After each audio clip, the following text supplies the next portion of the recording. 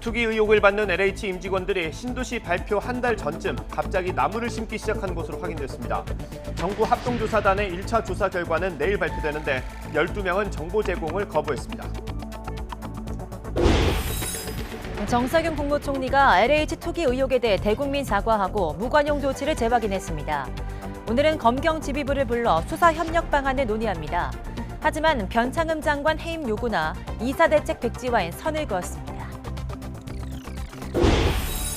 여당인 더불어민주당 양이원영 의원의 모친이 광명 신도시 일대에 땅 투기를 했다는 의혹이 제기됐습니다. 광명시청 공무원 대여섯 명도 추가로 투기 의혹이 제기됐습니다.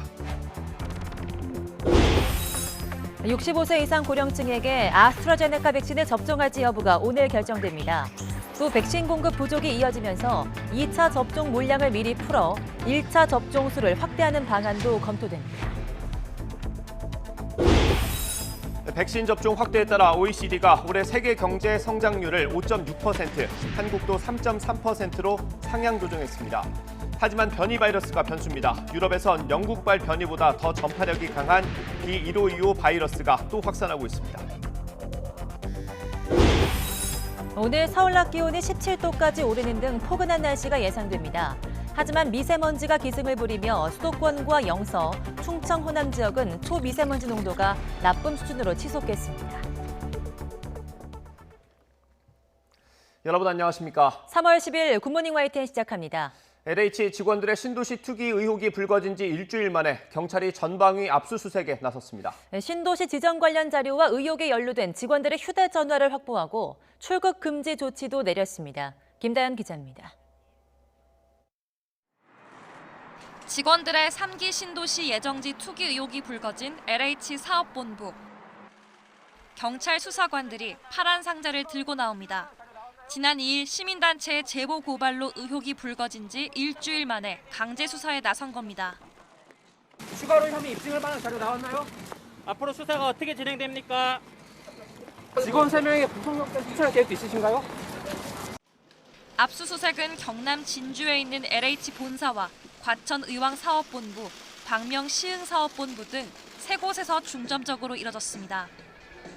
과천 의왕사업본부는 투기 매입 의혹을 받는 직원 3명이 일하는 것으로 알려졌는데 가장 먼저 땅을 사들인 직원이 사업 단장까지 역임한 것으로 파악됐습니다.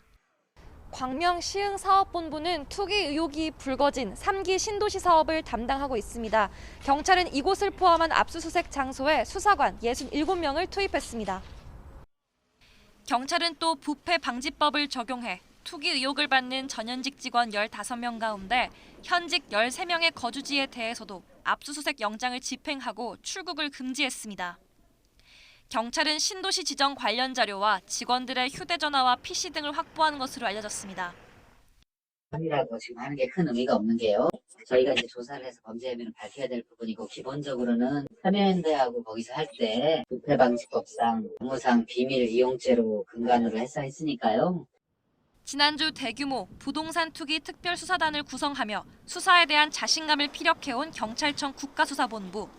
부동산 수사는 검찰에게 맡겨야 한다는 주장을 일축한 국수본은 특별수사단을 국세청과 금융위원회 등이 포함된 정부 합동특별수사본부로 격상해 운영하기로 했습니다. 또 3기 신도시 예정지뿐만 아니라 다른 부동산 정책과 관련된 투기 의심 지역에 대해서도 수사 범위를 확대해 나가겠다는 방침입니다. YTN 김다연입니다. LH 직원들이 신도시 땅을 사들일 때 1000제곱미터씩 나눠 가지면서 아파트 입주권을 노렸다는 의혹이 제기되고 있습니다. 누구보다 보상 정책과 정보에 빨랐던 만큼 치밀한 지분 쪼개기가 가능했을 거라는 분석입니다. 보도에 신윤정 기자입니다. 시흥시 과림동의 땅을 산 LH 직원들은 한 사람 또는 한 세대마다 1000제곱미터를 조금 넘기는 수준으로 지분을 나눠 가졌습니다. 단순히 대토 보상, 즉 땅으로 보상받으려면 200제곱미터 이상만 보유하면 됩니다. 특히 1000제곱미터 이상 농지를 살 때는 영농계획서 등을 내야 하는데도 거액의 대출까지 받아 대규모로 땅을 사들인 이유는 뭘까? 바로 3기 신도시 아파트 입주권을 노렸다는 의혹이 나오고 있습니다. LH는 1000제곱미터 이상의 땅 토지주에게 토지 보상금과는 별도로 택지를 저렴하게 우선 공급하는 협의 양도인 택지 제도를 운영하고 있습니다. 그런데 정부는 지난해 9월 이 제도를 손질해 3기 신도시에서는 아파트 특별 공급을 받을 수 있도록 관련 규칙을 개정하겠다고 밝혔습니다.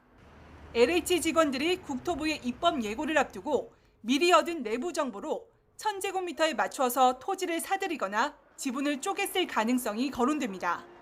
이번에 문제가 됐던 그 면적을 보면 그 기준에 딱 맞춰서 토지를 분할을 했었거든요. 그러니까 예. 현금 외에 추가적으로 개발된 신도시 내에 택지를 받을 수 있는 권리도 염두에 두고 토지를 분할해서 면적 요건을 충족했다. 특히 소유한 땅이 더 넓더라도 1000제곱미터 이상 제공되는 아파트 입주권은 한 세대에 한 채이기 때문에 1000제곱미터로 기준을 맞춘 게 아니냐는 추측도 나오고 있습니다. 3기 신도시에선 아파트 입주권 전매 제한도 적용되지 않아 분양받은 뒤 언제라도 웃돈을 붙여서 다른 사람에게 되팔 수도 있습니다. 수도권 신도시에서 아파트 분양권의 현재 시가가 10억이에요. 예. 그러니까 3억의 대출을 받아서 5억을 투자했는데 10억을 버는 자기 자본 2억으로 5억을 버는 투자예요. 네. 이거를 국민들이 납득하지 못하는데 결국 원활한 토지 수용을 위해 마련된 협의 양도인 택지 보상 제도를 LH 직원들이 투기 수익 극대화로 악용했다는 의심이 커지고 있습니다. YTN 신윤정입니다. 투기 의혹을 받는 LH 직원들은 적어도 한 달 정도 전에 미리 신도시 계획 발표를 알았을 거라는 정황들이 확인되고 있습니다. 땅을 사들인 뒤 1년 동안 방치하다가 정부 발표가 임박해서 갑자기 땅을 다지고 나무를 심었다는 증언이 나왔습니다. 안윤학 기자가 취재했습니다. 광명시흥 신도시 개발 계획이 발표된 건 지난달 24일이었습니다. 기존 신도시 입지 등을 고려하여 광명시흥 지구를 6번째 3기 신도시로 선정하였습니다. 서울과 인접한 서남부 축의 발전 거점이 되는 자족 도시로 조성하겠습니다. 광명시와 시흥시 측은 정부 발표 한 달 전쯤 신도시로 지정될 것이란 확신을 가졌습니다. 정부가 시청 도시계획과에 각종 자료를 요구해왔기 때문입니다. 기본적으로 알을 가져오더라도 이제 시에서 원하는 방향이 있습니다. 어떤 방향으로 여기가 개발되어야 되고 방역교통은 어떻게 이루어져야 되고 큰 틀에 어떻게 보면 합의 겸 의견을 제시를 한 거죠.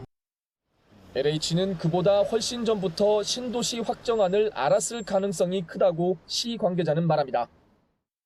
비슷한 시점이라기보다는 좀 빨리 이상하는 작업을 해야 되잖아요. 지자체에 내보내려면 아무것도 없이 예전에 3-4개월.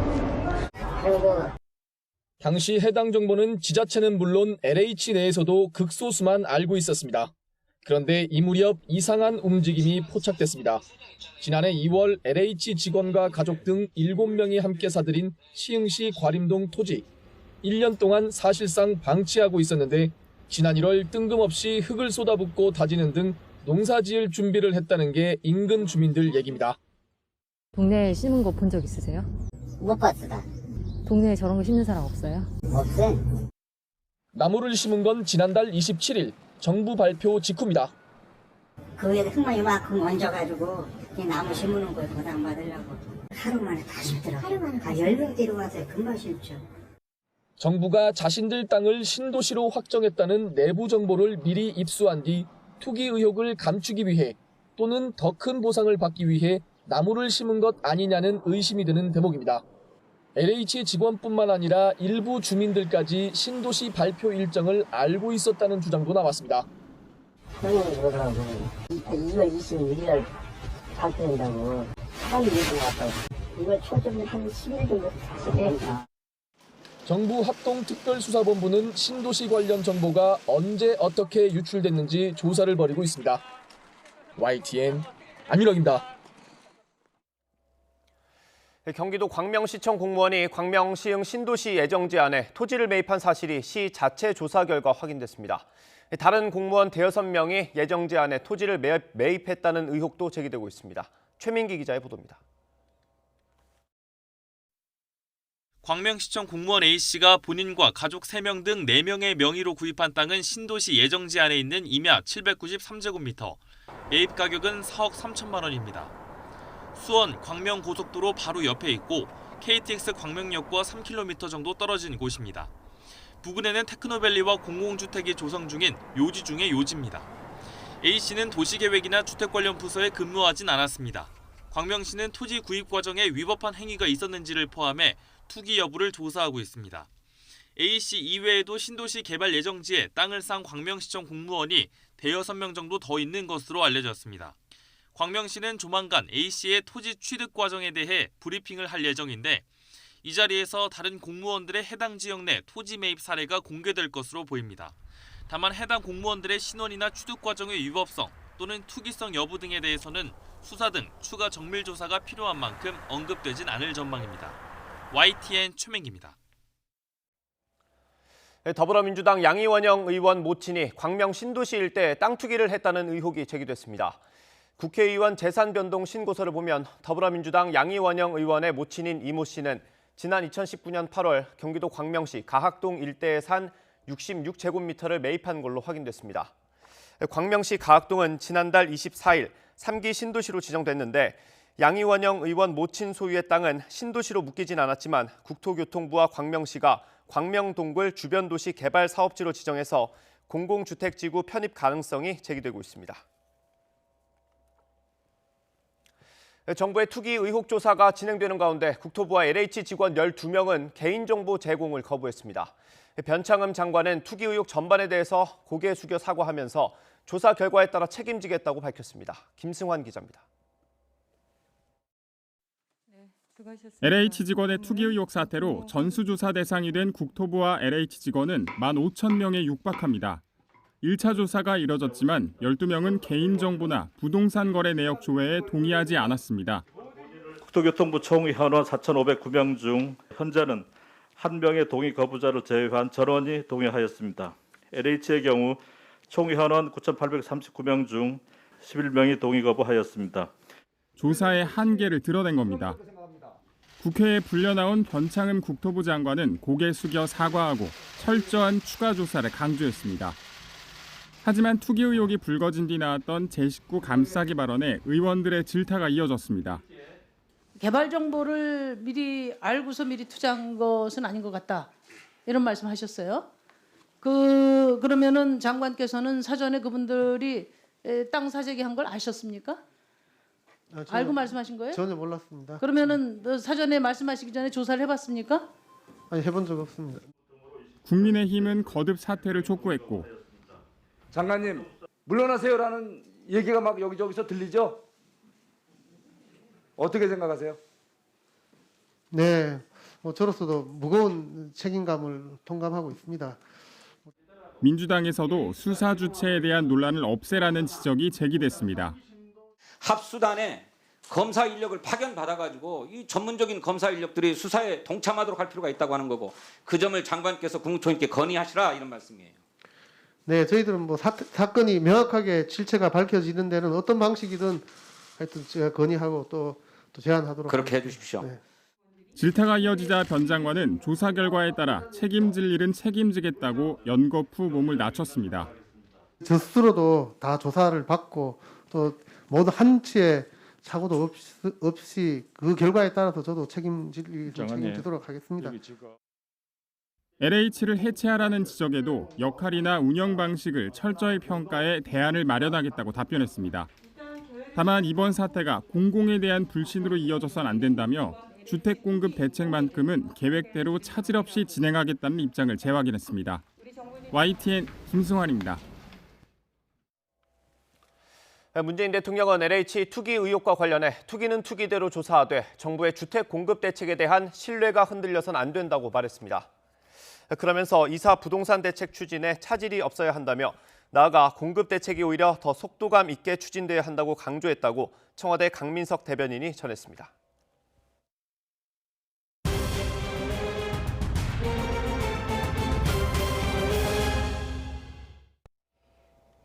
네, 코로나19 관련 소식입니다. 어제 0시부터 밤 9시까지 전국에서 코로나19 양성 판정을 받은 신규 확진자는 428명입니다. 그제 같은 시간에 집계된 405명보다 23명 많습니다. 이에 따라 오늘 0시 기준으로 발표될 신규 확진자 수는 400명대 중후반에 이를 것으로 보입니다. 아스트라제네카 백신을 65세 이상 고령층에게도 접종할지 오늘 결정됩니다. 이와 함께 이번 달과 다음 달에 들어오는 백신의 접종 계획도 논의되는데요. 75세 이상 노인들에게 우선 접종하는 방안이 검토되고 있습니다. 보도에 박홍구 기자입니다. 방역당국은 오늘 예방접종 전문위원회를 열어 아스트라제네카 백신의 고령층 접종 여부를 결정합니다. 아스트라제네카 백신은 그동안 부족한 임상 사례 때문에 고령층 예방 효과가 논란이 되었으나 영국에서 수백만 명에게 실제 접종한 결과가 나오며 분위기가 반전됐습니다. 자문회의에서의 전문가들의 검토 의견도 그 당시에 제기됐던 유효성에 대한 근거 부족은 영국에서의 자료나 이런 걸로 충분히 접종을 할 수 있겠다라는 그런 의견을 주셨습니다. 이에 따라 접종이 보류됐던 65세 이상 요양병원과 시설의 입소자와 종사자 37만 명이 이르면 이번 달에 백신을 맞게 될 것으로 보입니다. 방역당국은 이와 함께 일반인 고령층 가운데서도 75세 이상 노인에 대해 우선 접종하는 방안을 검토하고 있습니다. 백신 공급 물량을 고려할 때 850만 명에 달하는 65세 이상 고령층에 대해 한꺼번에 접종 계획을 세우는 것은 무리라고 판단한 것으로 보입니다. 현재까지 도입이 확정된 백신 물량을 보면 아스트라제네카는 3월에 35만 명분, 4, 5월에 70만 5천 명분이고 화이자는 3월 말까지 50만 명분으로 총 155만 명분에 불과합니다. 개별적으로 저희들이 계약한 화이자 백신이 3월 22일 주에 50만 회분, 그리고 3월 29일 주에 50만 회분, 이렇게 주간 단위로 확정이 돼 있고 이후 2분기에 화이자 300만 명분이 더 들어오게 돼 있고 모더나와 얀센, 노바백스 등도 2분기부터 도입 예정이지만 현재로선 불확실한 상황입니다. 이에 따라 방역당국은 2차 접종 물량을 미리 풀어 일단 한 번이라도 백신을 맞는 수를 늘리는 방안을 검토하고 있는 것으로 전해졌습니다. 백신을 한 번이라도 맞을 경우 코로나19 감염과 중증 예방 효과는 충분하다는 연구 결과가 이미 나와 있습니다. 또 아스트라제네카의 경우 3달 안에만 2차 접종을 하면 되기 때문에 이후 수급 계획을 잘 세운다면 효과를 거둘 수도 있습니다. YTN 박홍구입니다. 국내 코로나19 백신 접종이 시작되면서 이상 반응 신고도 잇따르고 있지만 우리보다 먼저 접종을 시작한 주요 해외 국가 중 백신 접종과 사망의 인과성이 확인된 사례는 아직 없는 것으로 나타났습니다. 질병관리청에 따르면 영국에서 보고된 백신 접종 후 사망자 수는 지난달 21일 기준으로 460명이지만 사망자 대부분은 노인이거나 기저질환을 가진 환자로 백신과의 인과성은 확인되지 않았습니다. 미국 질병통제예방센터가 코로나19 백신을 맞고 2주가 지나면 마스크를 쓰지 않아도 된다는 지침을 내놨습니다. 다만 아직 우리나라에 적용하기에는 이른데요. 미국처럼 백신 2회 접종이 끝난 사례도 없고 집단 면역 형성까지는 갈 길이 멀기 때문입니다. 이향원 기자입니다. 코로나19 백신을 맞은 사람은 현재까지 38만여 명입니다. 요양병원 환자 등 우선 대상자 절반 가까이가 1차 접종을 마쳤습니다. 백신을 맞았으니 마스크를 벗어도 될까? 접종 완료 때 방역수칙 예외 사항을 언급한 미국 질병통제예방센터 CDC 지침에 따른다고 해도 마스크는 써야 합니다. 지칭하는 그 백신 접종자는 완전 접종자를 뜻합니다. 우리나라에서는 2차 예방접종이 완료된 사례는 없습니다. 그래서 아직까지는 마스크 착용에 대해서 예외를 검토하지 않고 있고 CDC 지침은 화이자나 아스트라제네카처럼 2회 접종 백신은 2번 모두 맞은 뒤 2주가 지났을 때를 전제합니다. 이마저도 마스크나 거리두기 예외는 백신 접종자를 만날 때 적용되고 백신을 맞지 않은 사람과의 만남은 중증을 앓을 위험이 낮은 가족 구성원으로 제한하고 있습니다. 이 같은 지침을 국내에 적용하기엔 아직 이르다는 게 방역당국 판단입니다. 우리가 완전히 마스크를 벗어버리고 이렇게 활동하려면 아직은 좀 더 시간이 필요하다. 집단 면역까지는 기다려야 된다. 백신을 맞더라도 항체가 만들어지지 않거나 지속 기간이 짧아 코로나19에 감염될 수도 있기 때문입니다. 실제로 국내에서도 백신 접종자 가운데 6명이 확진되기도 했습니다.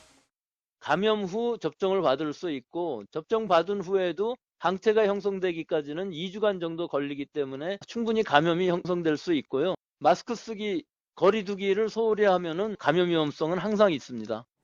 방역 당국은 백신 접종 기대감에 경계심이 느슨해지면 언제든 감염이 확산할 수 있다며 거리 두기와 마스크 착용 등 기본 수칙을 지켜달라고 거듭 당부했습니다. YTN 이영훈입니다. 코로나 변이가 확산하며 사망자가 10만 명을 넘은 이탈리아는 초비상입니다. 전파력이 더욱 강한 희귀 변이까지 퍼지고 있는 가운데 유럽에서 처음으로 러시아 백신 생산을 추진하고 있습니다. 보도에 김태현 기자입니다. 지난해 초반 코로나 확산의 거점이었던 이탈리아 북부 롬바르디아주의 한 병원입니다. 160병상의 대부분이 코로나 환자인데 최근 영국발 변이 환자가 급증했습니다. 입원 환자의 60-70%가 변이 감염자인데 전파 속도가 빠르고 고령층의 비중이 낮은 것이 특징입니다. Sappiamo che la variante inglese ha una maggiore trasmissibilità e anche una maggiore diffusione nella popolazione e quindi la motivazione sembra proprio essere legata a questo. 이탈리아에는 지난달 영국발 변이에서 파생된 B1525 바이러스까지 유입됐습니다. 영국발보다 전염성이 강한 이 희귀 변이는 독일에서도 확인돼 단기간에 19개 나라로 퍼졌습니다. 변이 확산 속에 코로나 사망자가 10만 명을 넘어선 이탈리아는 러시아 백신 현지 생산을 추진하고 있습니다. 롬바르디아주에 있는 스위스 제약사의 공장에서 7월쯤 유럽에서 처음 생산되는 러시아 백신 스푸트니크 V가 나오게 됩니다. 러시아는 유럽 시장 진출을 위해 백신 사용을 신청한 상태입니다. 유럽의약품청 고위 인사가 백신 승인 가능성이 낮다며 러시아 정부와 신경전을 벌이고 있지만 이미 46개국이 이 러시아 백신을 승인했습니다. YTN 김태현입니다.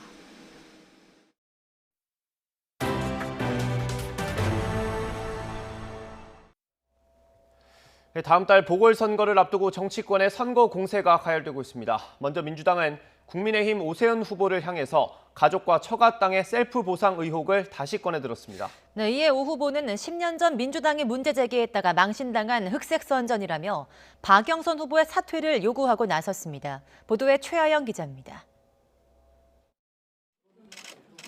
10년 전 지방선거 당시 오세훈 당시 서울시장에게 불거졌던 내곡동 처가 땅 셀프 특혜 의혹. 철회했던 사업을 다시 서울시가 오세훈 시장 임기 말에 추진하면서 전체 지구의 아주 구석에 있는 부인과 처가의 땅이 포함되도록 민주당이 서울시장 재보궐선거를 앞두고 이 문제를 다시 끄집어냈습니다. 의혹의 핵심은 오 후보가 서울시장 당시 가족과 처가 땅 1,300평이 포함된 내곡동을 보금자리 주택지구로 지정해달라고 요청했고 국토해양부가 그렇게 해줬다는 겁니다. 덕분에 오 후보 가족과 처가는 SH로부터 보상금 36억 5천만 원을 받았고 두세 배의 이익을 봤다는 게 민주당의 주장입니다. 정황상 오세훈 당시 서울시장이 처분이 쉽지 않은 가족의 상속 토지를 자신의 권한을 이용해 SH에 넘긴 것은 아닐까 하는. 이에 오 후보는 이미 10년 전 민주당이 제기했다가 망신당했던 소재라며 곰탕 흑색 선전에 기가 막힐 따름이라고 일축했습니다. 그러면서 해당 토지는 시장 취임 전부터 국민 임대주택 단지로 지정돼 있었고 임기 중 보금자리 주택으로 명칭이 바뀌면서 형식상 지구 지정을 다시 요청한 것뿐이라고 해명했습니다. 또 토지 보상비 역시 그린벨트 해제 전의 가격으로 산정하게 돼 있어 문제될 게 없다며 법적 대응을 예고했습니다. 나아가 민주당 박영선 후보에게도 책임을 추궁했습니다. 흑색 선전으로 선거판을 흙탕물로 만드는 박영선 의원 반드시 사죄하고 후보직 사퇴하십시오. 여야가 승부를 건 재보궐선거가 이제 20여일 앞으로 다가오면서 선거 공세도 한층 치열해지고 있습니다.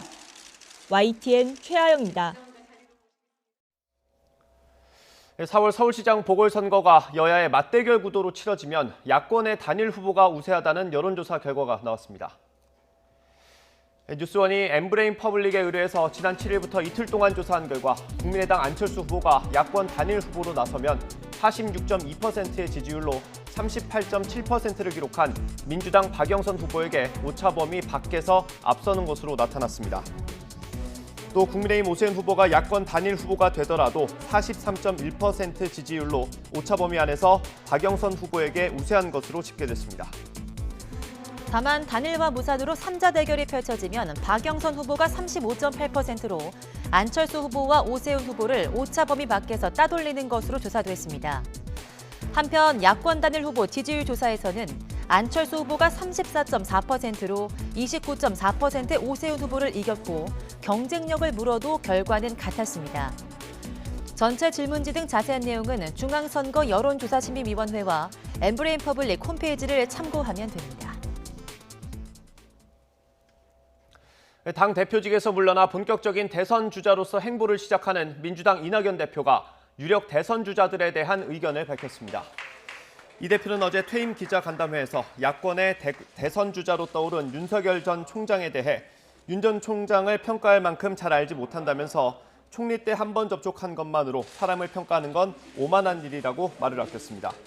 지난해 8월 대표로 취임할 당시와 비교해 지지율이 절반 가까이 떨어졌다는 지적에는 자신의 부족함과 정치의 어려움 때문이었다며 겸허하게 받아들이겠다고 말했습니다. 문재인 대통령은 오늘 김태년 원내대표를 비롯한 더불어민주당 원내대표단을 청와대로 초청해 오찬을 겸한 간담회를 엽니다. 지난해 5월 출범한 민주당 원내 지도부가 문 대통령과 따로 만나는 건 이번이 처음으로 문 대통령은 이 자리에서 코로나19 대응 입법 과정에서의 노고를 격려하고 이낙연 대표의 사퇴 이후에도 원활한 당청 협력을 당부할 것으로 보입니다. 또 최근 LH 직원들의 3기 신도시 투기 의혹 등 현안과 관련한 입법 계획 등 당정의 대응 방안에 대해서도 의견을 나눌 것으로 보입니다. 꽃샘 추위가 가고 기온이 크게 오르면서 불청객인 미세먼지가 기승을 부리고 있습니다. 특히 호흡기와 혈관 질환을 악화시킬 수 있는 초미세먼지 농도가 높아지고 있어서 외출 시에 각별한 주의가 필요합니다. 정혜윤 기자입니다. 희뿌연 장막을 들이운 듯 도심 전체가 먼지로 뒤덮였습니다. 대기 중에 계속 축적된 오염물질이 안개와 뒤엉킨 겁니다. 꽃샘 추위가 물러나고 기온이 점점 더 오르면 미세먼지의 공습은 더욱 잦아지고 심해집니다. 봄철 기온이 오른다는 것은 대기가 안정됐다는 것을 의미하는데 안개가 자주 끼고 오염물질도 계속 축적되게 됩니다. 여기에 중국발 스모그가 서풍을 타고 유입되면 미세먼지가 더욱 악화하는 현상이 반복됩니다. 미세먼지는 피부와 눈, 코, 인후점막에 물리적인 자극을 줍니다. 크기가 더 작은 초미세먼지는 폐까지 침입하고 신체 장기에 염증 반응을 일으킬 수도 있습니다.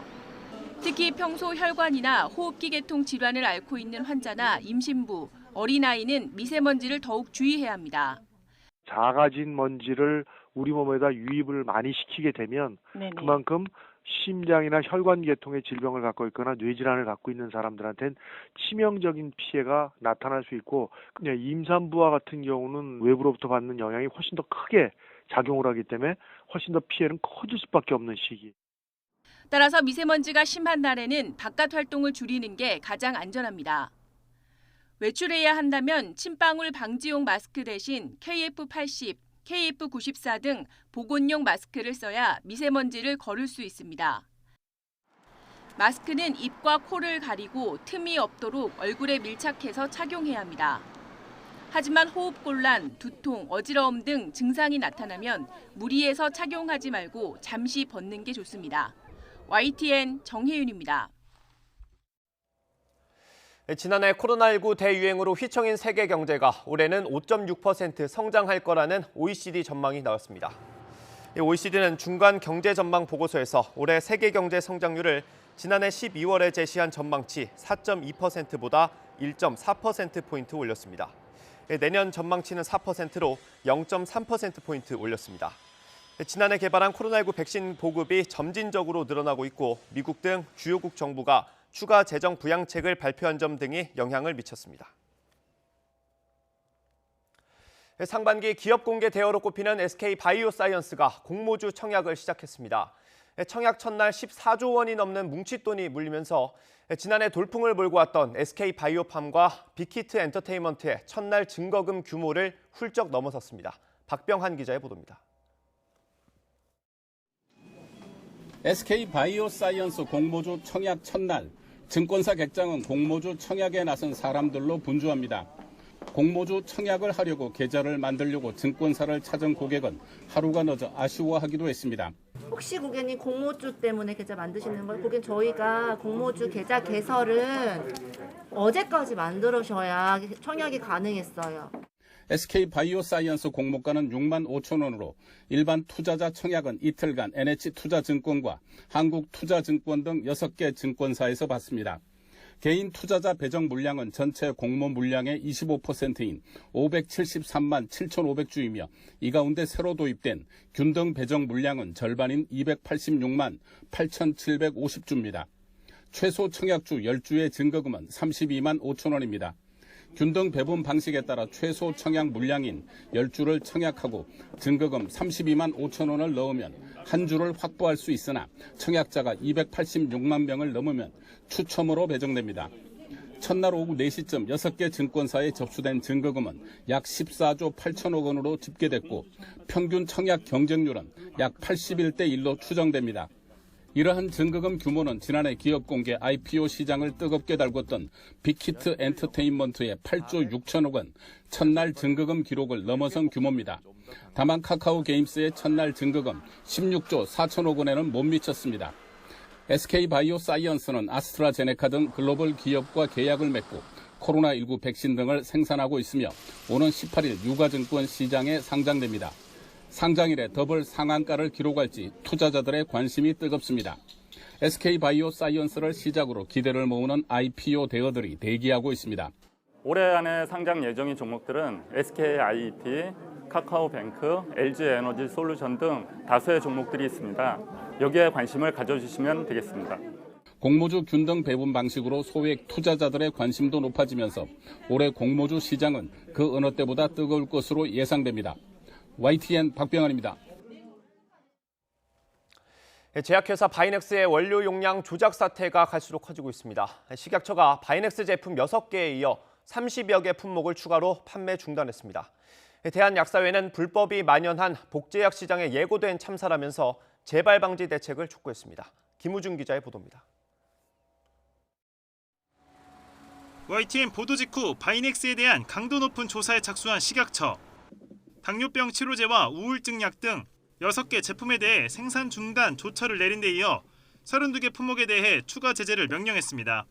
모두 바이넥스의 위탁 제조를 맡긴 24개 제약사 의약품입니다. 저는 다 폐기한 것들이 많아가지고 조사해보니까 뭐 이런저런 정황들이 있고 그래서 바이넥스의 불법 제조 파문이 제약업계 전반으로 번지는 가운데 대한약사회도 들고 일어났습니다. 약사회는 이번 사태로 불거진 복제약, 이른바 제네릭 시장에 만연해 있는 불법 제조를 뿌리 뽑아야 한다고 지적했습니다. 앞서 바이넥스 측은 YTN 취재진에게 원료 임의 조작은 업계의 불문율과 다름없다고 주장했습니다. 약사회는 생산 설비를 아끼기 위해 제약사끼리 자행되는 무제한 위탁 생산 제도가 이번 문제의 본질이라고 지적했습니다. 현행법상 A업체가 생동시험을 통과하면 수많은 업체는 A사에 생산만 위탁한 뒤 똑같은 약을 포장지만 바꿔서 판매할 수 있습니다. 자신들이 직접 제조하지 않았기 때문에 품질 관리에 소홀하고 이번 사태처럼 한 제품이 문제가 되면 수십 개 제품이 줄줄이 회수당할 수밖에 없습니다.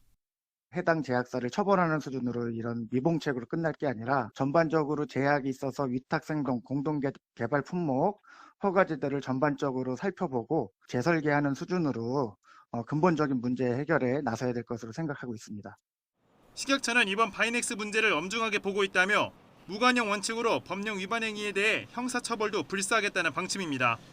아울러 복제약 시장에 구조적인 문제가 드러난 만큼 재발 방지를 위한 제도 개선 과제를 마련해 추진하겠다고 덧붙였습니다. YTN 김우준입니다. YTN은 초등학교 수영 코치의 무차별 폭행 등 여러 의혹을 연속해서 고발하고 있는데요. 폭행 사실을 알린 한 학생은 코치로부터 살해 협박까지 당했다고 말했습니다.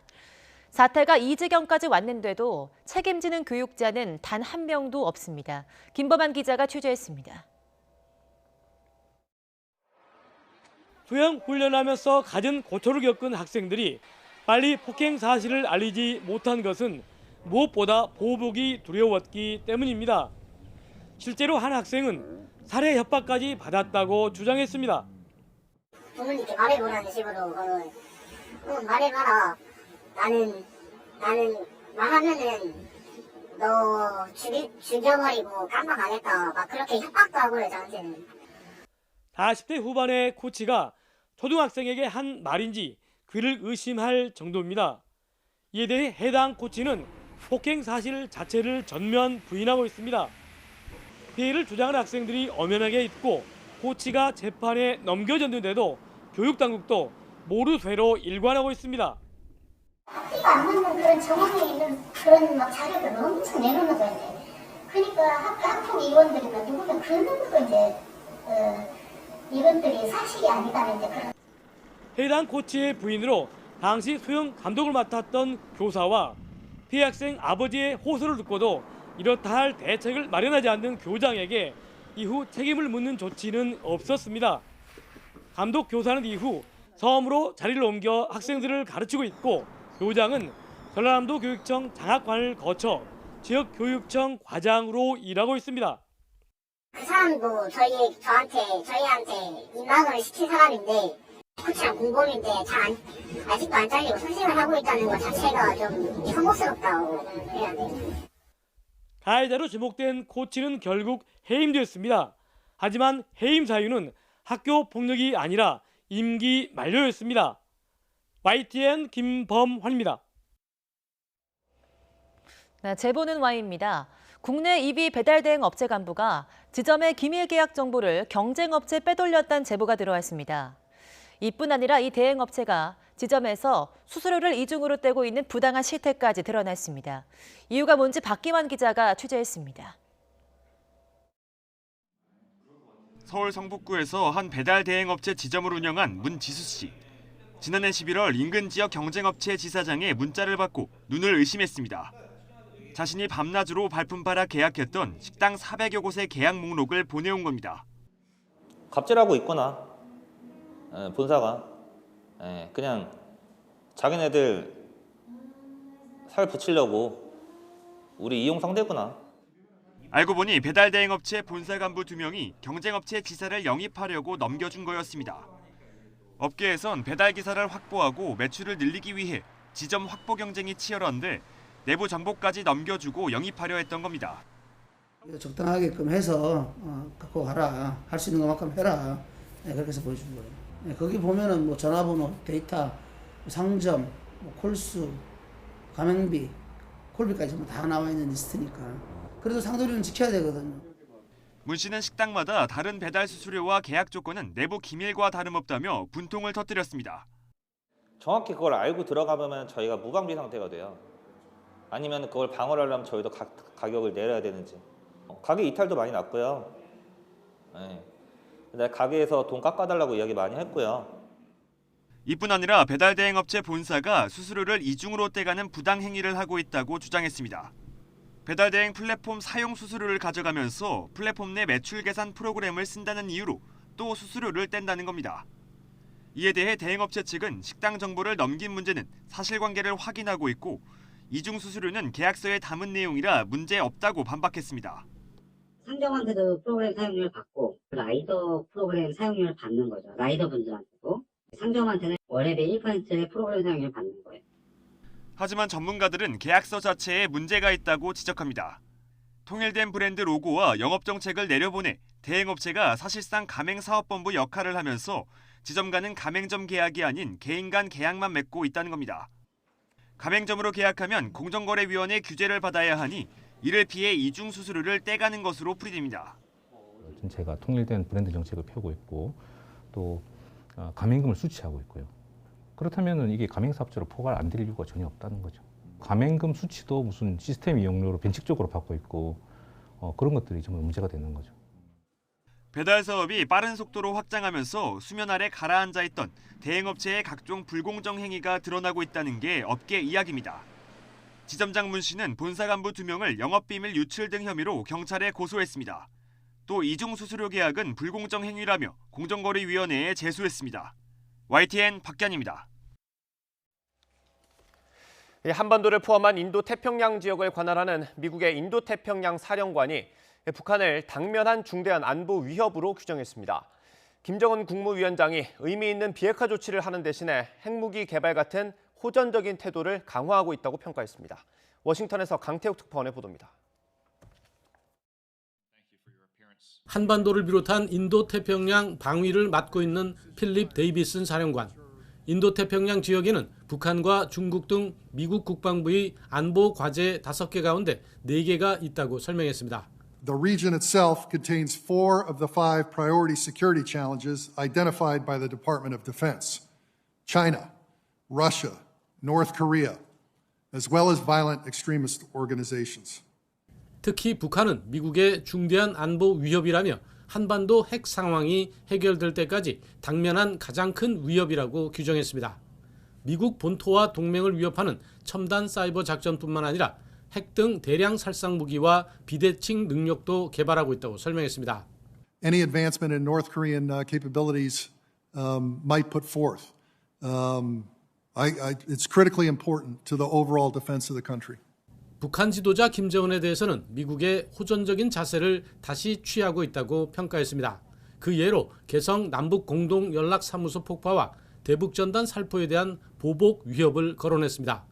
또 올해 초 핵무기 강화를 맹세하면서 대륙간 탄도미사일의 정확성 등 일부 신무기 현대화 목표를 확인했다는 겁니다. 이는 미국 본토를 공격할 수 있다는 북한의 명시적인 목표와 일치한다고 말했습니다. 워싱턴에서 YTN 강태욱입니다. 2만 명에 가까운 인명피해 그리고 후쿠시마 원전 사고로 이어진 동일본 대지진이 내일로 10주기를 맞습니다. 대지진 극복의 상징으로 올림픽을 치르겠다는 일본 정부의 말이 무색하게 고향에 돌아가지 못하는 사람들의 아픔은 계속되고 있습니다. 이경화 특파원이 후쿠시마 피해 현장에 다녀왔습니다. 연간 방사선 피폭량이 기준치를 넘어 사람이 살 수 없는 귀환 곤란 구역. 산베이 하루에 씨가 살던 후쿠시마현 쓰시마지구도 그중 한 곳입니다. 부모님부터 자식, 손자까지 10명이 모여 살던 평온한 일상은 지진으로 하루아침에 사라졌습니다. 행복했던 추억은 폐허가 된 집안 곳곳에 지금도 남아 있습니다. ここにつなげてここに長いテーブルをして10人で座ってたっていう。 아이들의 웃음소리가 사라진 학교. 동네의 하나뿐인 상점에는 주인을 찾지 못한 물건들이 나뒹굴고 있습니다. 후쿠시마현에 남아있는 귀환 곤란 지역은 이곳 쓰시마지구를 포함해 모두 7곳입니다. 일본 정부는 오염 제거 작업 등을 거쳐서 이 중 일부 지역에 사람이 살도록 할 방침이지만 그 면적은 전체의 10%에도 미치지 못하는 수준입니다. 산페이시를 포함한 주민 600여 명은 마을을 옛 모습으로 되돌려달라고 일본 정부를 상대로 소송을 제기했습니다. 自宅の20メートル四方ぐらいしかね除染されない中でそこで除染されたその 1.6% の住民の人だけで生活ができるかっていうことをやはり国は自分の目で対馬に来てもらって 피난 지시가 해제된 이곳에는 부흥주택이라는 이름의 새 주택단지가 들어섰습니다. 하지만 여기서 불과 1km도 떨어지지 않은 곳에는 재염 작업으로 퍼낸 방사능 오염토가 쌓여 있습니다. とてもいい建物に帰れる状態じゃないと。どのぐらい汚染しているか分かっているので、もういい建物には帰りたいけど帰れない。 지금도 4만 명 넘는 사람들이 일본 전국에 흩어져 피난 생활을 하고 있습니다. 도쿄올림픽을 대지진 극복의 상징으로 치르겠다는 일본 정부의 말이 무색한 대목입니다. この原発が事故を起こして復興できるはずはないと思ってます。完全に復興したっていう言葉使われたんでは私は腹が立ちます。 후쿠시마에서 YTN 이경아입니다. 코로나19 여파로 1년 미뤄진 도쿄올림픽의 개최를 논의하는 국제올림픽위원회 IOC 총회가 오늘부터 열립니다. 오는 7월 개최 강행이 예상되지만 관중을 허용할지는 여전히 미지수입니다. 조성호 기자의 보도입니다. 오늘부터 사흘 동안 열리는 국제올림픽위원회 IOC 화상총회의 주요 의제는 도쿄올림픽입니다.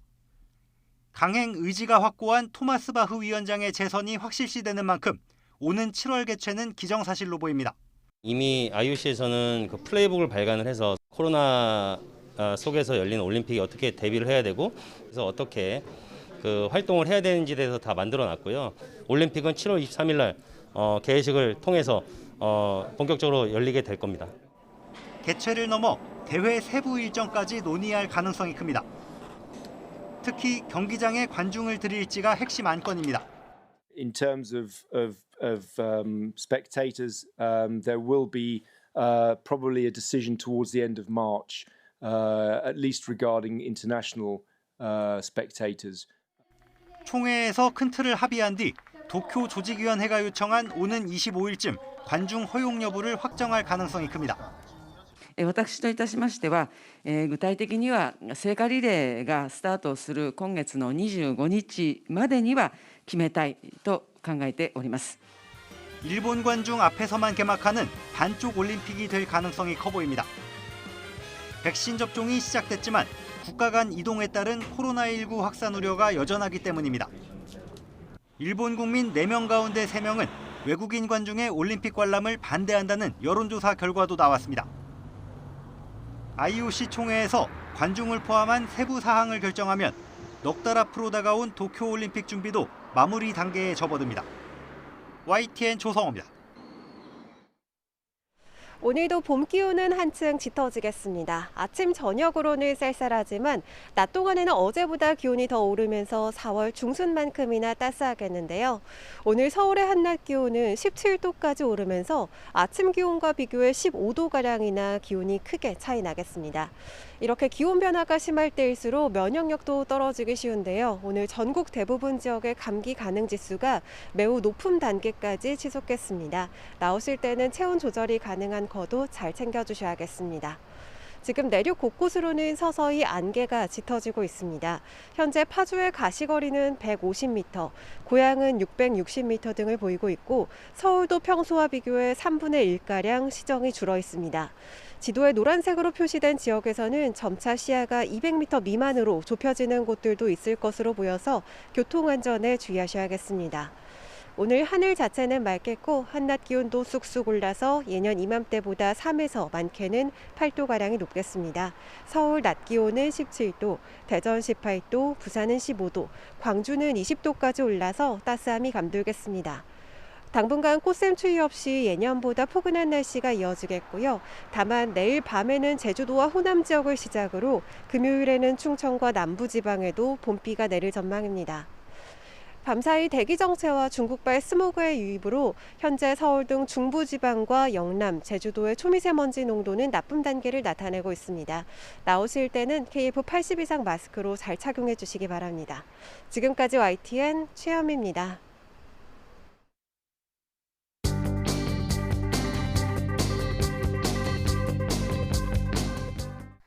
분노한 청년들의 한마디, LH 임직원은 땅 부자 프리패스? 어제 경찰이 LH 본사 등을 압수수색한 가운데 LH 서울본부에 붙은 항의 스티커 사진입니다. 창릉 신도시는 기획부동산 사냥터였다.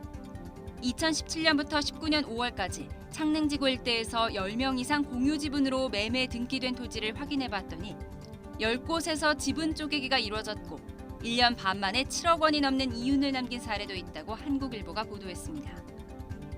조선일보는 신도시 발표 전 교산과 계양, 왕숙에서 거래된 땅 42%에서 지분 쪼개기가 이루어졌다고 전했습니다. 정부 조사에서는 기존 13명 외에 LH 직원 등 10명이 신도시와 관련해 땅을 구입한 사실이 밝혀졌습니다. 한겨레는 이해충돌 방지법에 미적대던 여당이 LH 투기 사건이 터지자 입법을 만지작거리고 있다고 비판했습니다. 2013년 제출 이후 발의와 폐기를 거듭했는데 법이 있었다면 이 같은 사태를 미리 막을 수 있었을 거란 지적입니다. 부동산 관련 뉴스가 연일 화두가 되는 가운데 혼인 신고를 안 하는 게 청약에 유리하다며 위장 미혼을 하는 부부가 늘고 혼인 신고는 역대 최저치를 기록했다는 기사 눈에 띕니다. 각각의 통장으로 청약하면 기회가 2배라는 계산입니다. 어머니 넉 달 만에 문안 올립니다. 차마 손 놓지 못한 아들. 요양병원 면회가 일부 재개되면서 4-5개월 만에 만난 가족 각신문 1면에 실렸습니다. 백신 7,900만 명분 구입비 3조 8,067억 원. 정부가 71회 접종분인 도스당 22달러에 계약했다는 동아일보 기사입니다. 백신 구매 가격은 각국 정부와 제약사 간 1대1로 진행되고 지금까지 정부는 제약사들과의 비밀 유지 의무를 이유로 공개하지 않았지만 이번 추경 관련 국회 설명 과정에서 대략적인 금액이 알려진 건데요. 뉴욕타임스 등을 통해 해외에 알려진 가격보다 5달러 정도 비싸다고 합니다. 2차 접종을 위해 비축한 백신을 1차에 사용하는 걸 검토하고 있다는 기사도 이어서 실렸습니다. 코로나 속 사교육 양극화는 더 심해지고 있죠. 고소득층은 50만 원, 저소득층은 10만 원을 쓴다고 합니다. 코로나로 인한 온라인 교육의 확산, 또 그로 인한 문제점 하나 더 세계일보가 보도했습니다. 교사들은 화상 수업이 두렵다. 선생님의 얼굴을 캡처해 성인물과 합성하는 등 학생들의 도 넘은 장난에 교사의 92.9%가 인격권과 초상권 침해를 걱정하고 있다는 여론조사 결과입니다. 이처럼 심란한 뉴스는 많지만 봄은 왔습니다. 제주에 활짝 핀 유채꽃, 광주에 핀 동백과 산수유 사진이 마음을 따뜻하게 합니다. 조간 브리핑 이하린입니다.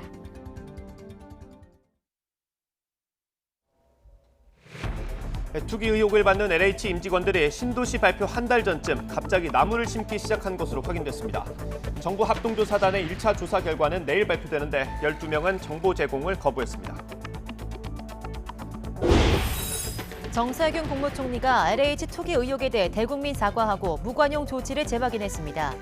오늘은 검경 지휘부를 불러 수사 협력 방안을 논의합니다. 하지만 변창흠 장관 해임 요구나 이사 대책 백지화엔 선을 그었습니다. 65살 이상 고령층에게 아스트라제네카 백신을 접종할지 여부가 오늘 결정됩니다. 또 백신 공급 부족이 이어지면서 2차 접종 물량을 미리 풀어 1차 접종 수를 확대하는 방안도 검토됩니다. 오늘 서울 낮 기온이 17도까지 오르는 등 포근한 날씨가 예상됩니다. 하지만 미세먼지가 기승을 부리며 수도권과 영서, 충청, 호남 지역은 초미세먼지 농도가 나쁨 수준으로 치솟겠습니다.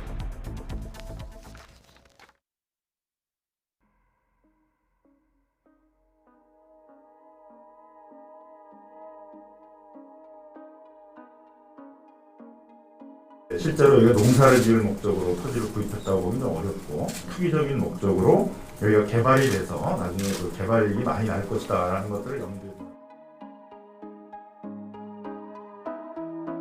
소관 업무의 주무부처 장관이자 직전에 해당 기관을 경영했던 기관장으로서 책임을 통감하며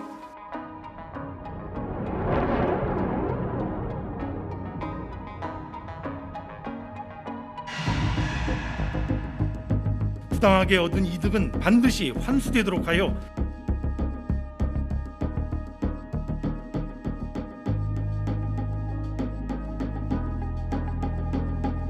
추가로 혐의 입증을 받은 자료 나왔나요? 앞으로 수사가 어떻게 진행됩니까? 직원 3명의 폭력법 수사 계획이 있습니다.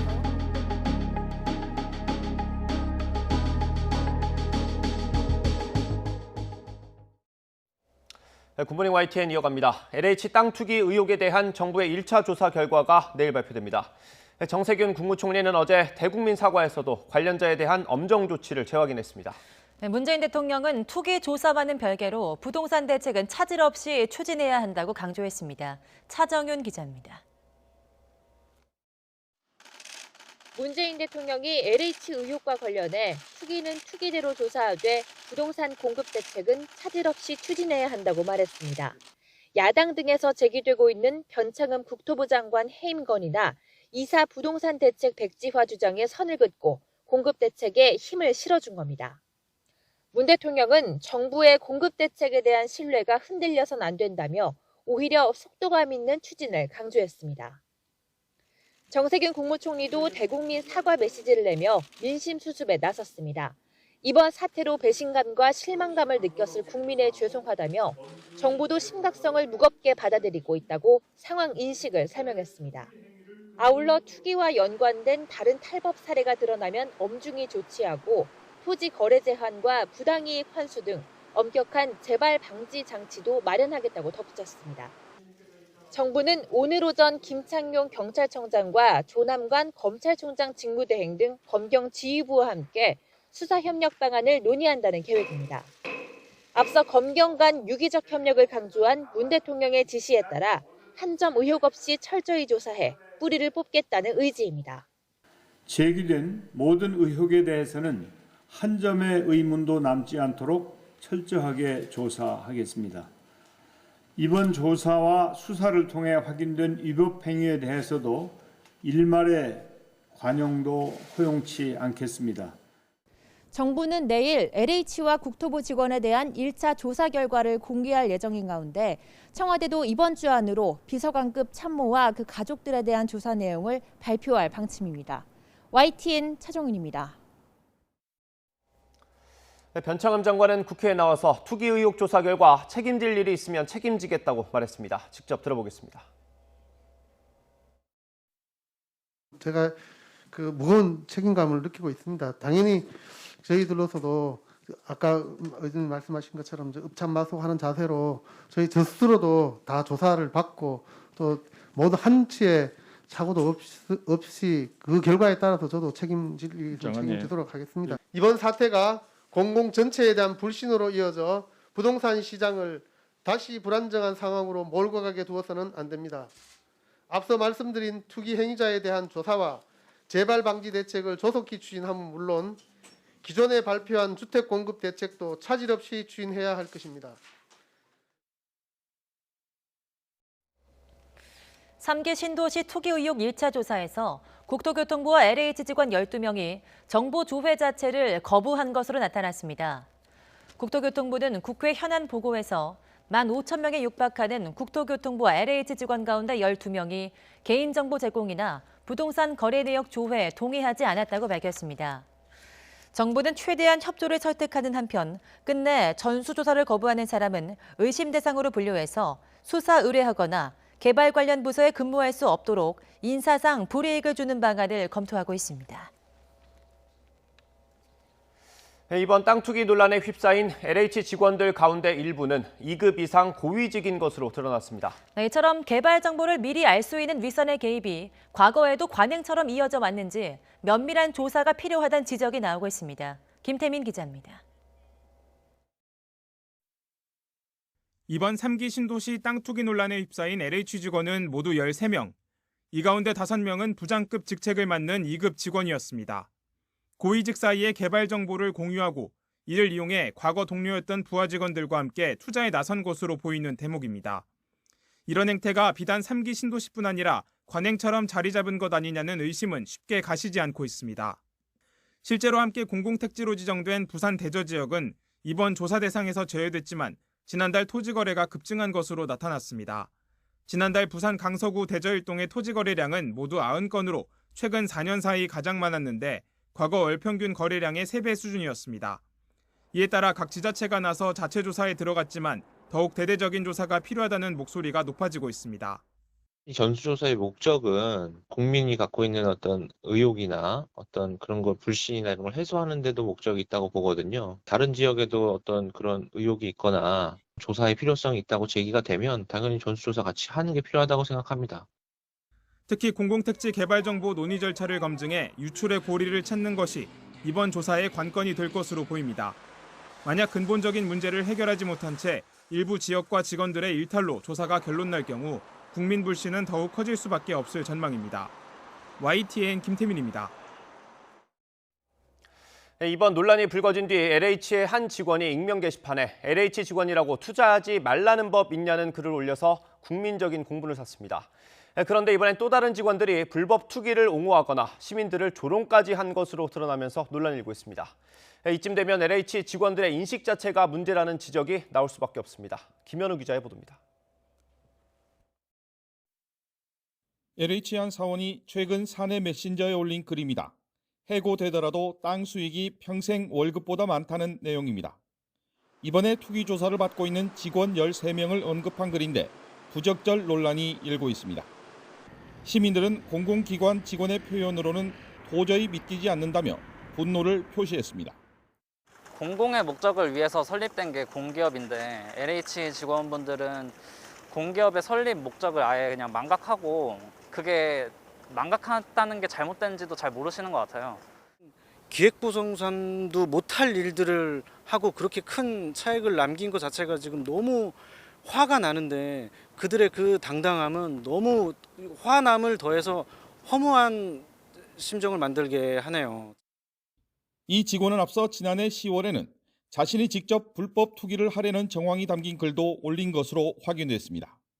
논란이 일자 농담으로 한 말이며 해당 지역의 땅을 산 적은 없다고 해명했지만 LH는 자체 감사에 들어갔습니다. LH 직원으로 추정되는 B씨도 한 익명 게시판에 시민들을 조롱하는 글을 올려 논란이 됐습니다. 투기 의혹에 분노해 LH 본사 앞에서 집회하는 시민을 향해 28층이라 하나도 안 들린다면서 너무 좋다는 뜻의 비속어, 개꿀이라며 비아냥대기도 했습니다. 앞서 또 다른 LH 직원은 LH 직원이라고 투자를 하지 말란 법이 있느냐는 등의 적반하장식 글을 올려 공분을 샀습니다. 수백억 원대 투기 의혹에다 일부 직원들의 국민을 조롱하는 듯한 표현이 SNS상에 회자되면서 LH에 대한 국민적 분노는 좀처럼 사그라들 조짐을 보이지 않고 있습니다. YTN 김현우입니다. LH 임직원 투기 의혹에 대해서 경찰이 수사 전면에 나섰지만 검찰에 맡기자는 주장도 끊이지 않고 있습니다. 검경 수사권 조정이 시행된 이후 경찰이 전담하는 첫 부패 수사라는 점에서 경찰의 수사 역량과 함께 검경 간 협력도 시험대에 오르게 됐습니다. 임성호 기자의 보도입니다. 박범계 법무부 장관이 예정 없이 수원지검 안산지청을 방문했습니다. 안산지청 검사들이 LH 임직원 투기 의혹 사건 수사 전담팀을 꾸린 걸 격려하기 위해서입니다. 이번을 계기로 현장에서 검경 간 수사 협력이 잘 이루어졌으면 좋겠다 하는 그런 당부의 말씀도 하려고 왔습니다. 문재인 대통령이 검경의 유기적 협력을 거듭 주문하자 곧장 관련 행보에 나선 건데 LH 투기 의혹 수사 일선에서 검찰이 빠진 데 대한 논란도 의식한 것으로 풀이됩니다. 현재 LH 투기 의혹 사건은 총리실을 중심으로 국토부와 행안부 등이 참여한 정부 합동조사단의 전수조사가 진행 중입니다. 여기에 경찰 국가수사본부를 주축으로 금융위원회와 국세청까지 포함한 합동특별수사본부도 출범했는데 정작 관련 수사 경험이 풍부한 검찰이 빠진 걸 두고 논란이 이어졌습니다. 정부는 검경 수사권 조정에 따른 조치임을 시사했습니다. 올해부터 검찰이 직접 수사할 수 있는 건 이른바 6대 중대범죄로 한정되는데 부동산 투기 의혹은 해당하지 않는다는 겁니다. 이와 관련해 정세균 국무총리도 부동산 투기 등 민생경제 사건은 경찰의 핵심 수사 영역이라며 경찰 수사 역량의 가늠자가 될 거라고 언급하기도 했습니다. 하지만 검찰 내부에선 뇌물이나 직권남용, 공무상 비밀 누설 등 중대 범죄가 저질러졌을 가능성이 큰데도 수사 범위를 좁게 보는 건 합당하지 않다는 지적도 나옵니다. 박범계 장관도 과거 1, 2기 신도시 부동산 투기 당시 부패나 뇌물 범죄가 있었다며 상황에 따라 검찰의 직접 수사 대상이 될 수도 있음을 시사했습니다. 이번 사건에서 공직부패가 없다고 단정할 수 없기 때문에 검찰은 수사권 개혁 이후에도 그 부분에 대해서 열어놓고 준비를 해야 될 것 같고요. 다만 총장이 공석인 어수선한 내부 상황에다 경찰이 이미 강제 수사를 본격화하는 만큼 검찰은 당분간 보강 수사와 재판 대응 등 지원 업무에 집중할 것으로 보입니다. 이번 LH 임직원 투기 의혹 사건은 검경 수사권 조정 이후 처음으로 터진 대형 사건입니다. 수사를 주도하게 된 경찰과 이를 지원하는 검찰 모두 유기적인 협력을 통해 수사 성과를 낼 수 있을지 시험대에 오르게 됐습니다. YTN 임성호입니다. 제주 2공항 예정지에 대해서도 투기 의혹 조사가 필요하다는 주장이 제기됐습니다. 입지 발표를 앞두고 토지 거래가 급증했는데 정보가 사전에 유출됐기 때문이라는 겁니다. 유종민 기자의 보도입니다. 제주 2공항 예정지인 서귀포시 성산읍 지역. 지난 2015년 입지 발표를 전후해 이 지역에 투기가 이루어졌다는 의혹이 제기됐습니다. 제주 지역 사회단체들은 그해 8월부터 예정지 발표가 있던 11월 사이에 토지 거래가 폭발적으로 증가했다고 주장했습니다. 2015년 성산읍 토지 거래는 6,700여 건이며 65% 정도가 서울 등 다른 지역 거주자라는 것입니다. 이 때문에 입지 정보 유출 등에 대한 전면적인 수사가 이루어져야 한다고 말합니다. 가장 유력한 후보지는 애정읍 신도리였어요. 그런데 그 시기에 어떻게 알고 여기에 투자를 그렇게 투기를 할 수가 있느냐. 그것은 분명히 정보가 유출되지 않으면 있을 수 없는 일이다고. 지역 주민들도 입지 발표를 전후해 토지 거래가 활발하게 이루어졌다고 말했습니다. 제2공항 부지를 중심으로 해서 그 부지를 제외한 그 주변 지역들, 앞으로 발전 가능성이 있는 지역들, 그런 지역을 중심으로 해서 많은 거래가 있는 걸로 알고 있습니다. 국토교통부는 보도자료를 통해 반박했습니다. 제주 2공항 최종 후보지 선정 과정은 공정하게 진행됐고 입지 정보를 사전에 유출한 사실이 없다고 주장했습니다.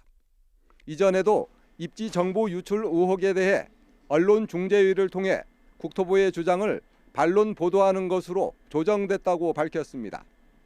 하지만 LH 직원들의 사전 정보를 이용한 투기가 속속 밝혀지면서 제주 2공항 예정지에 대한 전수조사도 이루어져야 한다는 목소리가 커지고 있습니다. YTN 유종민입니다. 국내 최대 연근해 수산물 위판장인 부산 공동어시장에서 코로나19 확진 사례가 잇따르고 있습니다. 울산에서는 사우나 관련 확진 환자가 하루 새 17명이 늘기도 했는데요. 방역당국은 전파력이 강한 영국발 변이 바이러스가 전파됐는지 조사하고 있습니다. 박종혁 기자가 보도합니다.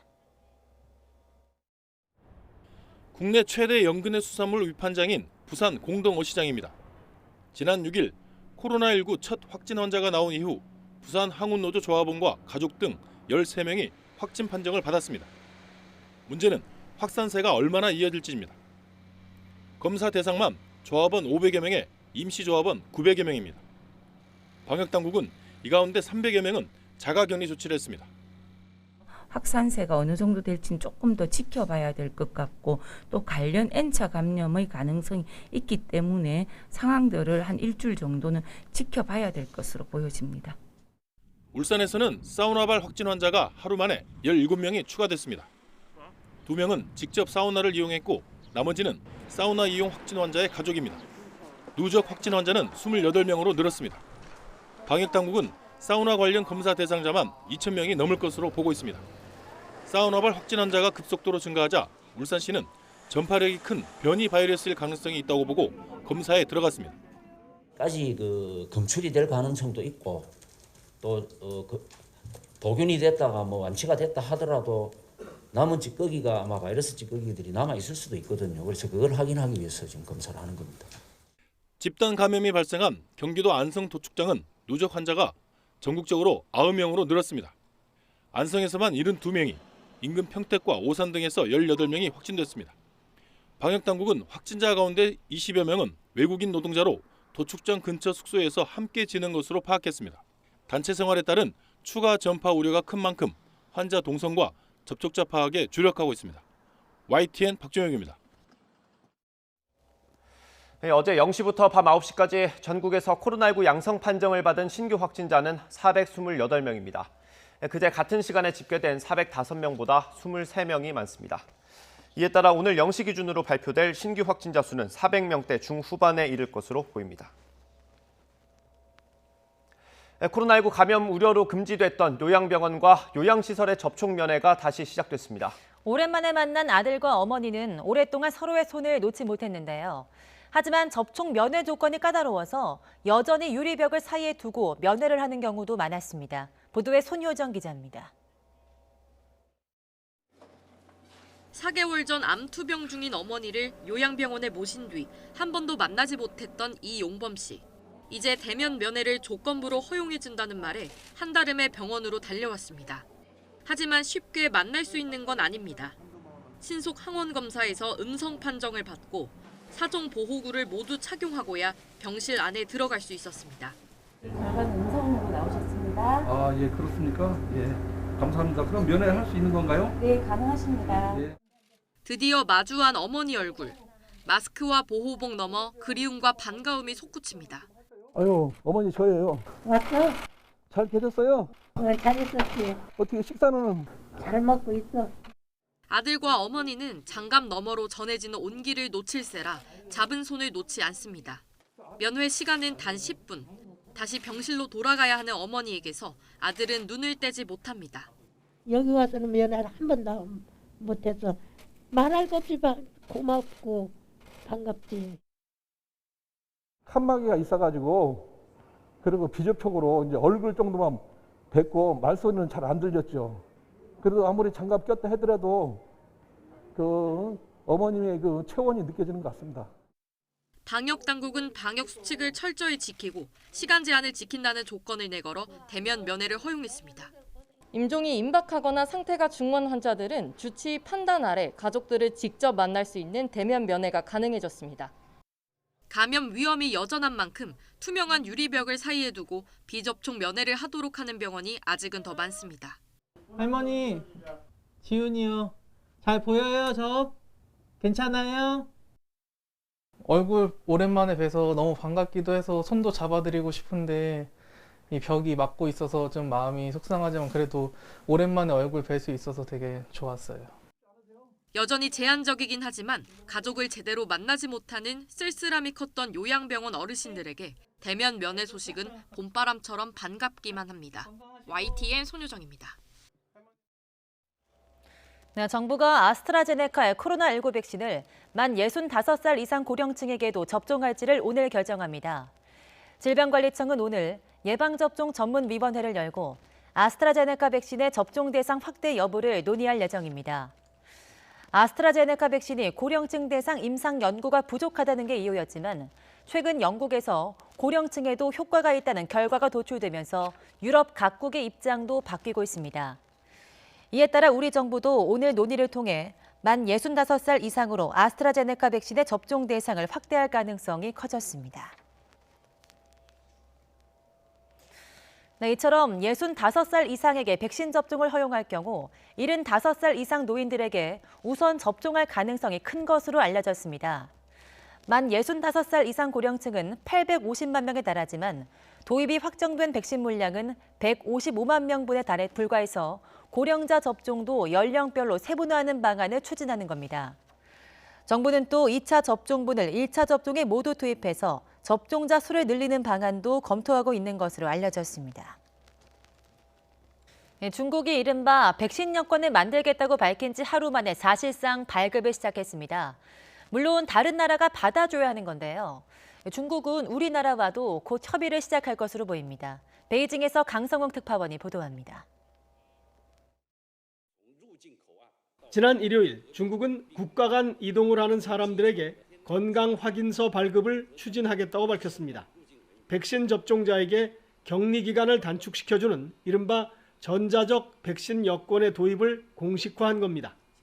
实现核酸检测还有疫苗接种等各方面信息的相互验证，从而来助力安全有序的人员交往。 발표 하루 만에 중국은 스마트폰에서 입력하는 국제여행 건강증명을 만들었습니다. 핵산 검사 결과는 물론이고 백신 접종 여부와 제조사, 종류, 날짜까지 입력하도록 했습니다. 혈청 검사 결과 항체가 생겼는지 여부도 표시가 됩니다. 중국에서는 보통 의료기관이나 당국이 이런 결과를 개인 스마트폰에 자동으로 입력해주고 있습니다. 외국인도 등록을 하면 건강정보를 입력할 수 있게 했습니다. 이런 식의 이른바 백신 여권을 만들면 출입국 절차를 단축시켜주겠다는 겁니다. 提供签证等跨境旅行便利，积极推动构建健康、安全、有序的人员往来新秩序。 하지만 중국의 이런 전자 시스템을 다른 나라가 그대로 받아들이거나 공유할지는 불확실합니다. 효과가 서로 다른 백신을 각국이 상호 인정해 주겠느냐는 것도 변수입니다. 개인의 건강 정보가 다른 나라로 넘어가는 것에 저항이 있을 수도 있습니다.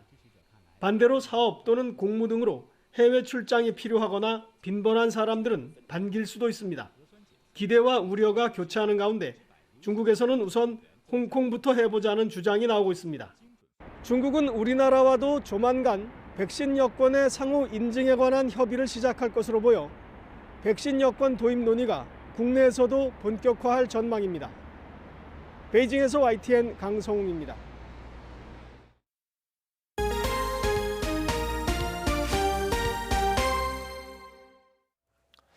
대선이 1년 앞으로 다가온 지금 좋든 싫든 가장 큰 관심을 받기 시작한 건 최근 자리에서 물러난 윤석열 전 검찰총장일 겁니다.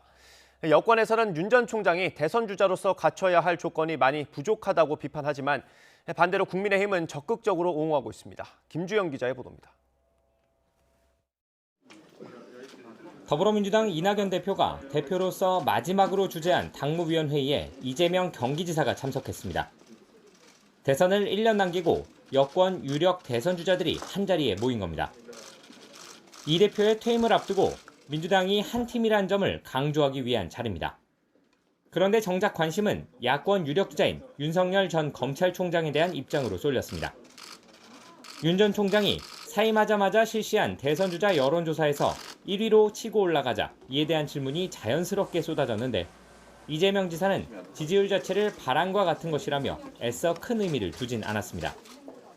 지지율이라고 하는 게 바람 같은 것이어서 언제 또 갈지 모르는 것이 아니겠습니까? 그래서 저는 열심히 제게 맡겨진 도정 열심히 하도록 하겠습니다.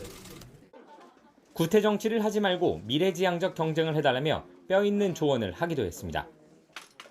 이낙연 민주당 대표 역시 윤 전 총장 지지율에 대해 국민의 마음은 늘 움직인다며 이 지사와 비슷한 반응을 보였습니다. 국민의 마음은 늘 움직이는 것이지요. 네. 그렇게 매일매일의 등락에 대해서 그때마다 논평해야 한다고 생각하지 않습니다. 아직은 이렇다 할 대선 주자가 없는 국민의힘은 윤 전 총장을 적극 엄호하고 나섰습니다. 대선 주자로서의 자질이 아직 검증되지 않았다는 지적이 계속 나오자 오히려 자질이 충분하다며 지원에 나선 겁니다.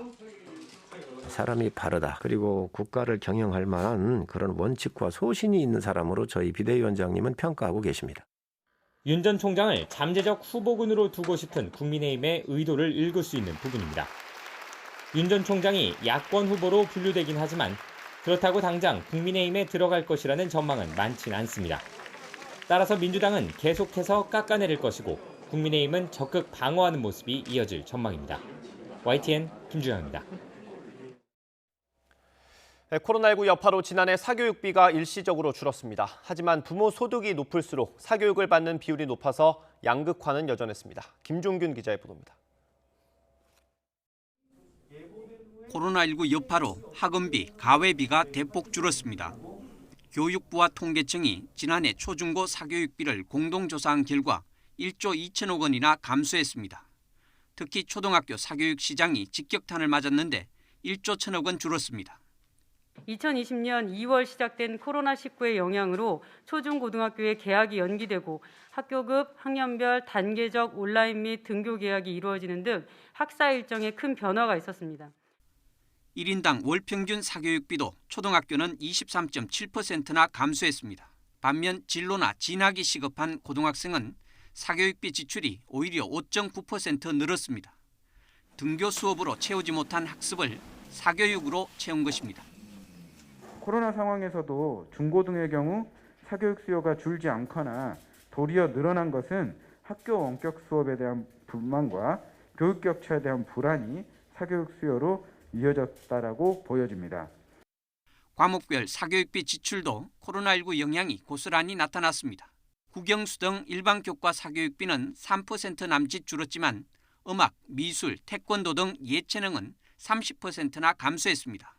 학원을 보내는 비율이 굉장히 크게 떨어졌습니다. 그래서 태권도나 피아노 학원 같이 공동으로 모이는 곳에 보내는 것들을 좀 회피하다 보니 예체능 쪽에서의 감소폭이 좀 더 크지 않았나 이렇게 보고 있습니다. 부모 소득에 따른 교육 격차도 여전했습니다. 월 소득이 800만 원 이상인 가구는 50만 4천 원을 사교육비로 썼습니다. 반면 200만 원 미만 가구는 9만 9천 원인데 5배 이상 차이가 납니다. 코로나 탓에 일시적으로 사교육비가 줄었지만 교육 격차는 해소되지 않고 있고 학력 저하마저 현실화할 경우 양극화는 더 커질 것으로 우려됩니다. YTN 김종준입니다. 세계 주요 자동차 회사들이 전기차 개발과 판매에 속도를 내면서 전기차 혁신을 주도해온 테슬라의 독주 체제가 흔들리고 있습니다. 국내에서도 두 번째 전용 전기차가 윤곽을 드러냈습니다. 이광엽 기자의 보도입니다. 테슬라가 최근 이례적으로 중국 상하이 공장에 모델 Y 생산 라인을 공개했습니다. 두 개 층으로 나뉘어진 완전 자동화 공간을 통해 로봇들이 정밀하게 움직이면서 스포츠 유틸리티 전기차를 조립하는 모습입니다. 작업자의 공구 동작은 하나도 빠짐없이 서버에 전송되는 생산 과정을 거칩니다. 这个扳手是最先进的这种带有数据记录和传输功能的，所以你刚才拧的这些圈数啊，包括它的拧减力矩啊，它会瞬间的这个记录下来、采集下来。 테슬라는 올해 모델 Y 등을 앞세워 우리나라와 중국 등 시장 공략에 나섰지만 반도체 공급 부족 사태로 물량을 제때 생산하지 못하고 있습니다.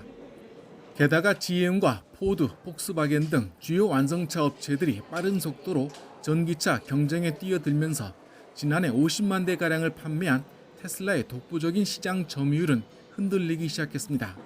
유럽에서는 이미 1위 자리를 빼앗겼고 미국에서도 80%대 점유율이 70% 아래로 뚝 떨어졌습니다. 경쟁 환경 악화 속에 미국 금리 상승 조짐까지 겹치면서 지난해 700%가 넘는 고공행진을 벌인 테슬라의 주가는 연일 곤두박질 쳤습니다. 지금 뭐 GM이나 폭스바겐 그리고 뭐 현대기아 전부 지금 어떻게 보면 양산차 쪽에서 또 전기차로 들어와서 물량을 늘리고 있기 때문에요. 아마 물량 1위를 계속 유지하기는 뭐 중장기적으로는 좀 어렵다 보겠고요. 현대차의 첫 전용 전기차인 아이오닉5는 일주일 만에 사전 계약이 3만 5천 대에 이르는 신기록을 세웠습니다. 기아도 전기차 플랫폼을 적용한 첫 전기차 EV6의 이미지를 공개하고 이달 말 온라인을 통한 출사표를 예고했습니다. 테슬라의 단독 주행 무대였던 전기차 시장이 미국과 유럽의 친환경 정책 강화 속에 춘추 전국시대와 같은 격전의 장으로 바뀌면서 소비자 선택의 폭이 넓어지게 됐습니다. YTN 이광효입니다. 네, 면접관의 외모 조롱에 9번 성형수술을 받고 아이돌급 외모를 갖게 된 베트남 남성이 화제입니다. 이 남성은 올해 26살 도큐엔으로 틱톡에 수술 전후 사진과 동영상 등을 올린 뒤 동남아 언론 등이 잇따라 관련 소식을 전해 관심을 끌고 있습니다. 지역 매체들은 도큐엔이 코와 턱, 입술, 쌍꺼풀 등 수술을 9차례나 받아 지금의 모습을 갖게 됐다고 보도했습니다. 수술비는 4억 동, 우리 돈 2천만 원이 들었는데 가정 형편이 넉넉하지 않아 스스로 벌어 저축한 돈으로 됐다고 전했습니다. 성형을 결심한 건 외모에 대한 열등감 때문이었는데 이전부터 직장 구하기가 어려웠고 면접관에게 조롱을 받는 게 결정적이었다고 매체들은 전했습니다.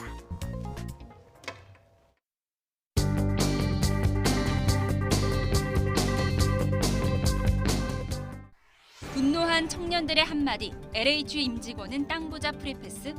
어제 경찰이 LH 본사 등을 압수수색한 가운데 LH 서울본부에 붙은 항의 스티커 사진입니다. 창릉 신도시는 기획부동산 사냥터였다. 2017년부터 19년 5월까지 창릉지구 일대에서 10명 이상 공유지분으로 매매 등기된 토지를 확인해봤더니 10곳에서 지분 쪼개기가 이루어졌고 1년 반 만에 7억 원이 넘는 이윤을 남긴 사례도 있다고 한국일보가 보도했습니다. 조선일보는 신도시 발표 전 교산과 계양, 왕숙에서 거래된 땅 42%에서 지분 쪼개기가 이루어졌다고 전했습니다. 정보조사에서는 기존 13명 외에 LH 직원 등 10명이 신도시와 관련해 땅을 구입한 사실이 밝혀졌습니다. 한겨레는 이해충돌 방지법에 미적대던 여당이 LH 투기 사건이 터지자 입법을 만지작거리고 있다고 비판했습니다. 2013년 제출 이후 발의와 폐기를 거듭했는데 법이 있었다면 이 같은 사태를 미리 막을 수 있었을 거란 지적입니다. 부동산 관련 뉴스가 연일 화두가 되는 가운데 혼인신고를 안 하는 게 청약에 유리하다며 위장 미혼을 하는 부부가 늘고 혼인신고는 역대 최저치를 기록했다는 기사 눈에 띕니다. 각각의 통장으로 청약하면 기회가 2배라는 계산입니다. 어머니 넉 달 만에 문안 올립니다. 차마 손 놓지 못한 아들. 요양병원 면회가 일부 재개되면서 4, 5개월 만에 만난 가족 각신문 1면에 실렸습니다. 백신 7,900만 명분 구입비 3조 8,067억 원. 정부가 1인 1회 접종분인 도스당 22달러에 계약했다는 동아일보 기사입니다. 백신 구매 가격은 각국 정부와 제약사 간 1대1로 진행되고 지금까지 정부는 제약사들과의 비밀 유지 의무를 이유로 공개하지 않았지만 이번 추경 관련 국회 설명 과정에서 대략적인 금액이 알려진 건데요. 뉴욕타임스 등을 통해 해외에 알려진 가격보다 5달러 정도 비싸다고 합니다. 2차 접종을 위해 비축한 백신을 1차에 사용하는 걸 검토하고 있다는 기사도 이어서 실렸습니다. 코로나 속 사교육 양극화는 더 심해지고 있죠. 고소득층은 50만 원, 저소득층은 10만 원을 쓴다고 합니다. 코로나로 인한 온라인 교육의 확산, 또 그로 인한 문제점 하나 더 세계일보가 보도했습니다. 교사들은 화상 수업이 두렵다. 선생님의 얼굴을 캡처해 성인물과 합성하는 등 학생들의 돈 없는 장난에 교사의 92.9%가 인격권과 초상권 침해를 걱정하고 있다는 여론조사 결과입니다. 이처럼 심란한 뉴스는 많지만 봄은 왔습니다. 제주에 활짝 핀 유채꽃, 광주에 핀 동백과 산수유 사진이 마음을 따뜻하게 합니다. 주간 브리핑 이하린입니다.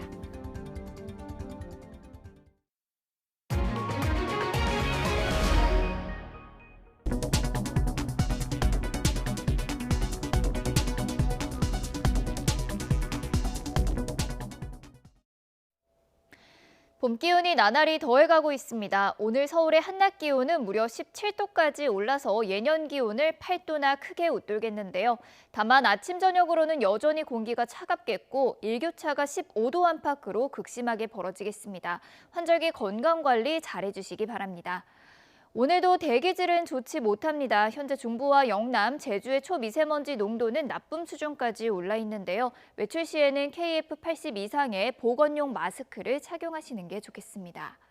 먼지만 아니라면 오늘 하늘 자체는 맑겠고 아침까지 수도권과 충남 지역을 중심으로는 안개도 짙게 끼겠습니다. 오늘 낮 기온은 예년 기온을 3도에서 8도가량 크게 웃돌겠는데요. 서울의 한낮 기온은 17도, 대전은 18도, 대구는 15도, 광주는 20도까지 크게 오르겠습니다. 당분간 예년보다 포근하겠고요. 내일 밤 제주와 전남을 시작으로 금요일에는 충청 남부지방에도 봄비가 지날 전망입니다. 지금까지 날씨 정보였습니다.